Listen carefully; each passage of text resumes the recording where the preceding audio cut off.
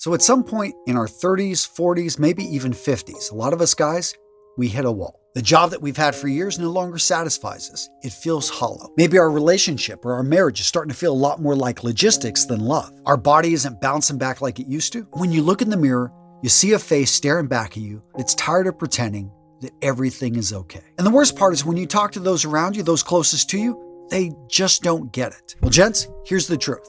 You are not broken. You're not too late. You're not behind. No, you're at the point in life when it stops being automatic. No, at this point, your life is now demanding that you design it. And when you're going through school or going through life, they don't hand out a manual on how to deal with this. And so, gentlemen, that's why I created this video on how to design your life. Because whether you're 35 going through this or 55 struggling with self-doubt, my goal today is to give you a path forward to becoming the man you know yourself to be. Part 1, philosophy. First up, let's frame the fight. So before we start upgrading habits, changing goals, changing up our routines, we first want to frame the fight. What I mean by that are the mental shifts. There are 3 specific ones that you need to make. Gents, without accepting these truths, you're just wasting effort. Like rearranging furniture on the Titanic. You feel like you're busy, but you're not doing anything. Now, the first mental shift is memento mori.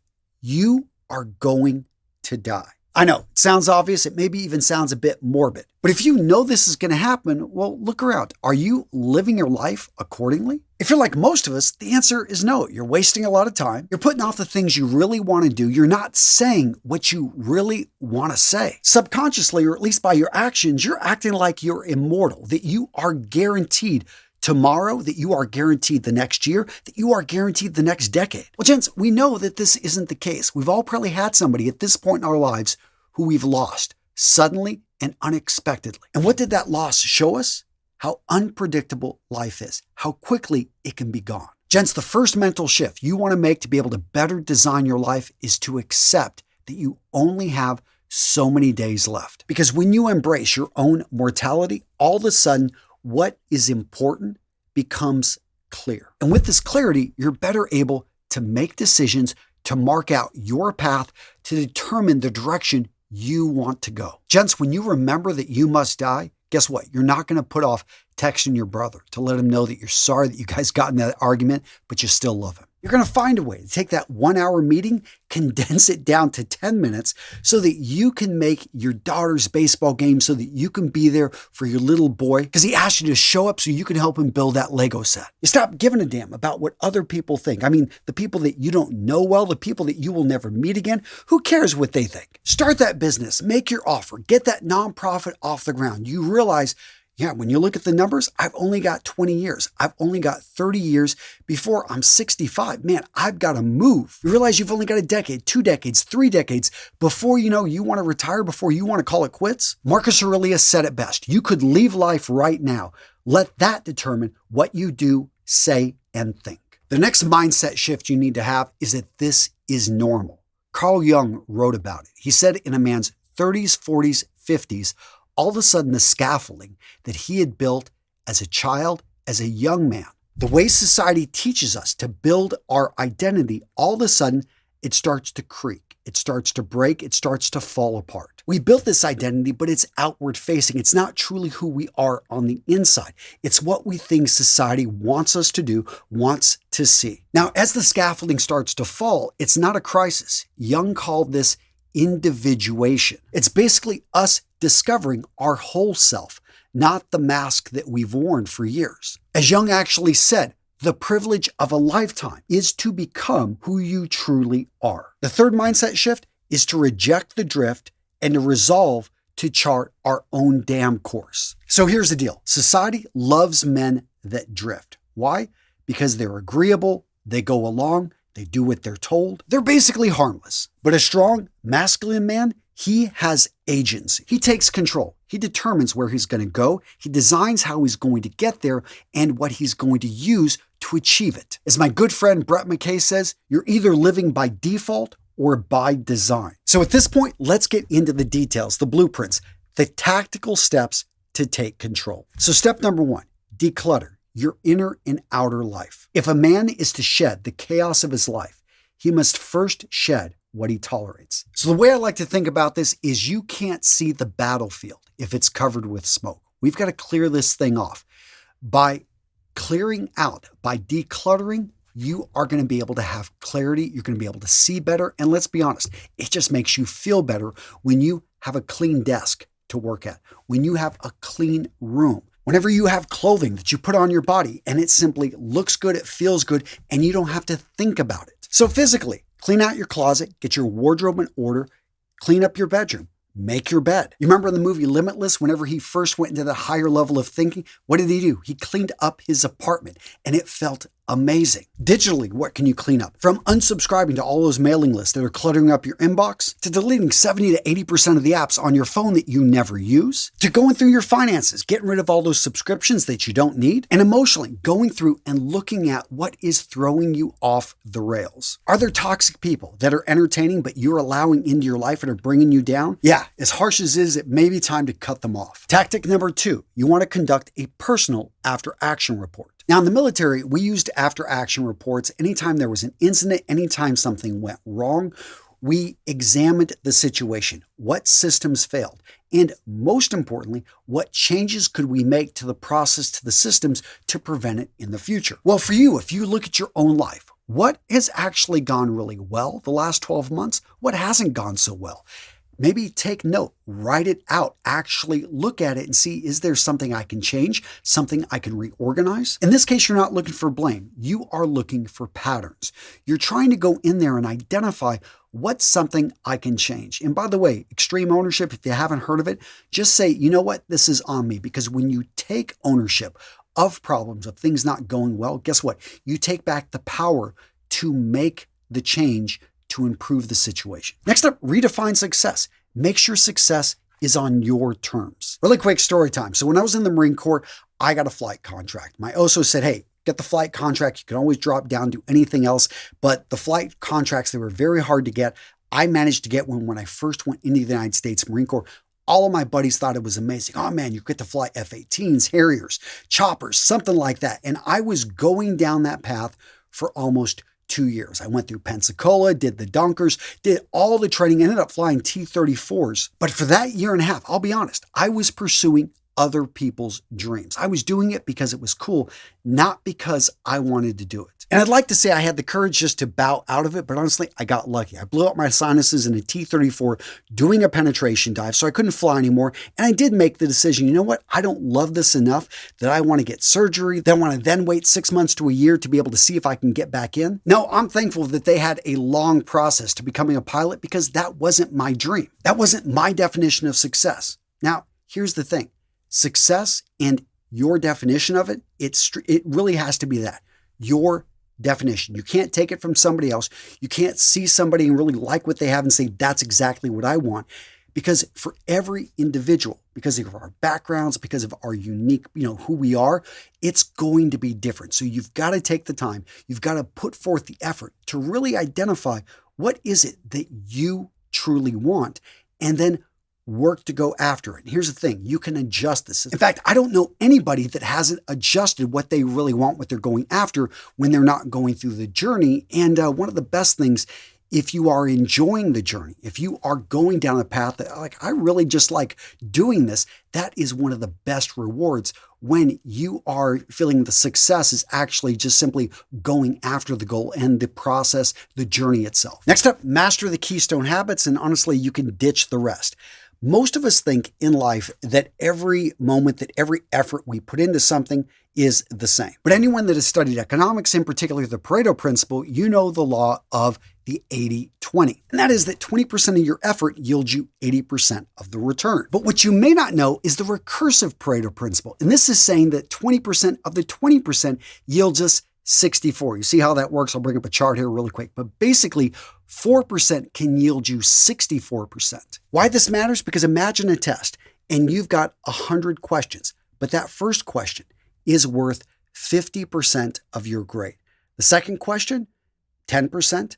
The third question, 5%, then 4%, 2%, 1%, 1%, 1%, 1%. And the value of the question becomes less as we go to 100. Well, I don't know about you, but if I were taking that test, I would make sure I get that first question right. In fact, the first 4, then the first 20. Because if I get those first 20 correct, I'm scoring an 80%. It doesn't matter with those final 80 questions. Well, if this applies to life, then think about it. There are only a small percentage of things in health, wealth, and purpose, your direction, that actually matter. Focus in on those. And by the way, if you're interested in this, you want a step-by-step course that breaks this out, you're looking for a community of like-minded warriors, of men just like you who are looking to improve themselves, well, gents, you need to check out what we're doing over at Health, Wealth, Purpose. This is a community and coaching program that I've put together where men like you stop drifting and start designing the life of their dreams. We focus on the core aspects of health, of wealth building, and finding purpose and direction in life. Again, gents, if this sounds interesting, check out the link. I'll put it in the description. I've got a lot more information there, or just go over to healthwealthpurpose.com. The next tactic, gents, set up your battle rhythm. If you're at all familiar with military history, you know the purpose of drummer boys. They weren't there for musical purpose. They were there to keep everyone in step, everyone in line. It was a form of communication. When cannons are roaring, when shots are being fired, these guys kept soldiers in step and helped ensure the volleys they fired off were effective. Well, guess what, gents? It's the same with you. You need to have a rhythm. You need to have consistency if you want to make progress, if you want to keep going forward. Because yeah, we start with a lot of gusto. You see this happen all the time. At the end of the year, New Year's resolutions, what happens within the month? 99% of people have quit because they don't have a rhythm. They don't have consistency. The next tactic is to have the hard conversations, because the longer you wait, the longer you put it off, the harder it is going to be. Now, in some cases, some relationships, not having the conversation, you never have to worry about it. It was a one-time deal. You're not going to see that person for years. But if you're unhappy with your wife, with your life partner because of, intimacy or lack of respect, the way that they talk to you in front of your friends, or maybe it's your business partner, you're tired of putting in 90% while they sit back. Yes, they made the investment and that was the original agreement, but it's been 5 years and you thought this business would be sold at 3. So you don't feel that that original agreement is actually fair? Well, gents, you've got to have these conversations. You've got to throw it out there, because otherwise, when you hold it in, it becomes resentment. And resentment, it builds up. It can become an explosion. And guys, sometimes that hard conversation is actually you just asking for forgiveness or pointing out that you are wrong, that you said something you shouldn't have. The other day, I lost my temper with one of my kids, and I went and talked to her right afterwards.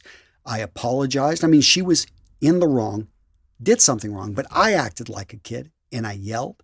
And I don't need to do that. I am the adult in that situation, and I apologize to her. And gents, when you realize that people will understand this the majority of the time, and that they will, my daughter apologized right back, and you realize, all of a sudden the relationship is better.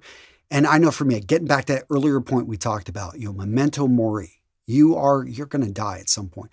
I always try to make it a point before I go to bed to let my wife, even if we have had a disagreement, let her know that I love her. Let my kids know I love them, because we're not guaranteed, even the next day, that we're not guaranteed to wake up that next morning. Now, this next tactic, very practical, but you want to be building strength. Me, I'm a lifelong runner, and I still go out and I ride my bike, I run, I stay pretty active cardio-wise.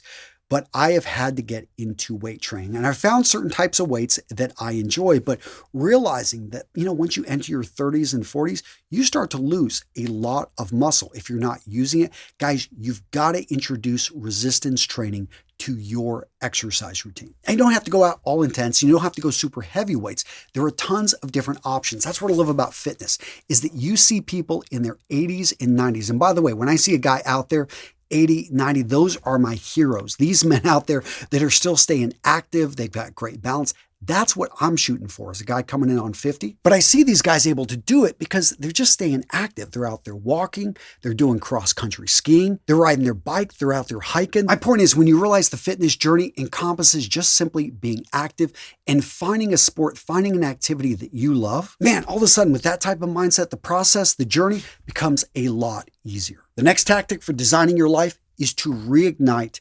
brotherhood. Here's the deal. Is that when you were a kid, you had lots of friends. When you were in college, you probably had a good amount of friends.